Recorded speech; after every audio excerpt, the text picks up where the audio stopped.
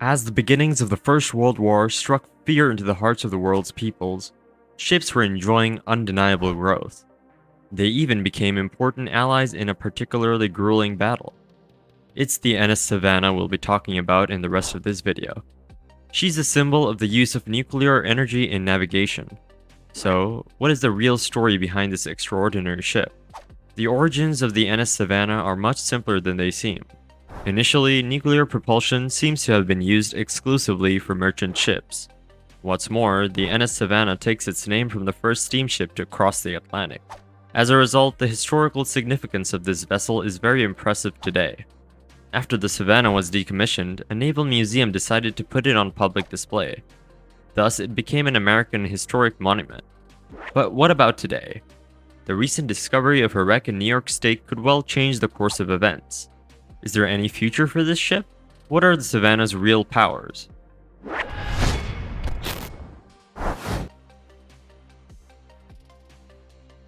The story of the NS Savannah is a particularly interesting one, for a number of reasons. The means of propulsion have undergone a veritable evolution. Let's start with boats fitted with paddle wheels. The first boats of this type date back to the 10th century and are thought to have been built by the Chinese. Subsequently, in Europe and the United States, this type of shallow draft boat was used for navigation on rivers, lakes, and estuaries. Initially, wheelboats were powered solely by man. By the end of the 18th century, however, these boats were fitted with steam engines. They were powered by wood or coal. When the First World War broke out, diesel engines took over from steam engines. The propeller is much more robust and therefore less fragile. They replaced the paddle wheel. As a result, ships were faster, more maneuverable, and much less labor-intensive. In the 1950s, the end of the Second World War marked the beginning of nuclear power supplies for the shipping industry. However, this highly efficient form of propulsion was restricted to military use, as the investment costs were colossal. This is where the NS Savannah comes in. The year is 1955. As part of the Atoms for Peace program, US President Dwight D. Eisenhower proposed the construction of a nuclear-powered merchant ship. Do you know what this program is all about?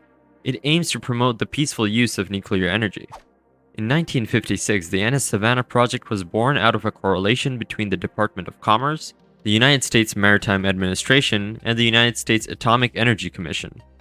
The New York architectural firm Georgia Sharp Incorporated was commissioned to design the vessel. The nuclear reactor was supplied by Babcock and Wilcox, an American engineering firm specializing in the energy industry. The NS Savannah was launched on March 23, 1962. It was the beginning of a great story. With the Savannah, nuclear propulsion literally came to the service of merchant ships. In fact, it demonstrated the technical feasibility of nuclear propulsion for merchant ships. Commercially speaking, it's definitely not designed to be competitive. Yet aesthetics are of paramount importance in this particularly innovative project. It's true that the NS Savannah impresses. It looks much more like a luxury yacht than the cargo ship it really is. From the swimming pool to the veranda, and the huge library, everything is designed to make you feel at home. At sea, her safety record is excellent, while her range is unbeatable. From 1965 to 1971, the Savannah was chartered by Isbranson Lines. The Savannah was regularly used to transport a variety of goods. But where does the NS Savannah get its distinctive name? It comes from the SS Savannah, the first steamship to cross the Atlantic. The ship was built by the New York shipbuilding firm Fickett and Crockett by its captain Moses Rogers. In 1819, the SS Savannah was launched as a sailing liner. She was soon converted into a steamship. When the voyage was being planned, no passengers were allowed on board for this crossing. It was an experimental voyage. Steam was still considered far too dangerous. On May 24, 1819, the SS Savannah set sail for Liverpool, England. On June 18th, she ran out of fuel and had to sail solely on wind power. After a journey of 29 days and 11 hours, the Savannah docked in Liverpool. During this crossing, 80 hours were powered by steam.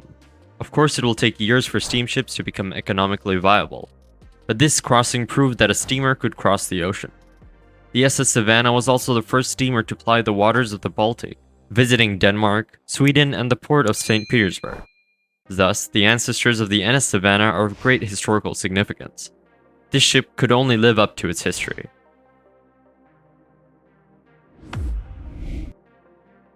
In fact, the historical significance of the NS Savannah is colossal. The Savannah's withdrawal from service is therefore a blessing in disguise. In fact, it was only after this event that this story was passed on at its true value. To clarify matters, it's important to explain why the Savannah was taken out of service. To begin with, the NS Savannah's capacity was limited to 8,500 tons of freight, in a volume of 18,000 meters cubed. Most of its competitors have several times this capacity. What's more, the hull's slim lines made loading the cargo holds much more laborious. This disadvantage is all the greater when port loading is automated. The crew is also much larger than that of equivalent conventionally powered vessels. What's more, its operating budget is very substantial.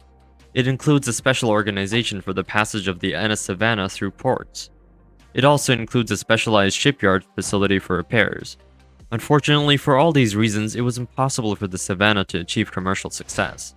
All the more so as the space reserved for passengers encroaches on the far too inadequate cargo capacity. As a result, when compared to a more common vessel, the Savannah cost around $2 million more per year to operate. In 1972, the Maritime Administration withdrew her from service as a cost-saving measure. In 1981, following a bareboat charter, the NS Savannah went on display at the Patriots Point Naval and Maritime Museum, near Mount Pleasant, South Carolina. Although the museum owns the vessel, it remains the property of the United States Maritime Administration. Periodic inspections are carried out to ensure its safety. The NS Savannah then opens its doors to visitors. Visitors are able to visit every corner of the ship. In July 1991, the NS Savannah was recognized as a National Historic Landmark. The NS Savannah attracts a huge number of visitors, more than any other ship in the museum. In 1994, the Savannah had to be dry docked. During these renovations, the nuclear fuel was removed. The United States Maritime Administration financed the dismantling of the ship's nuclear systems. In August 2006, extensive work was carried out for the modest sum of $1 million. Thereafter, maintenance operations continued on a regular basis. The historical importance of the ship is not to be taken lightly. Even as a monument, the NS Savannah is scary.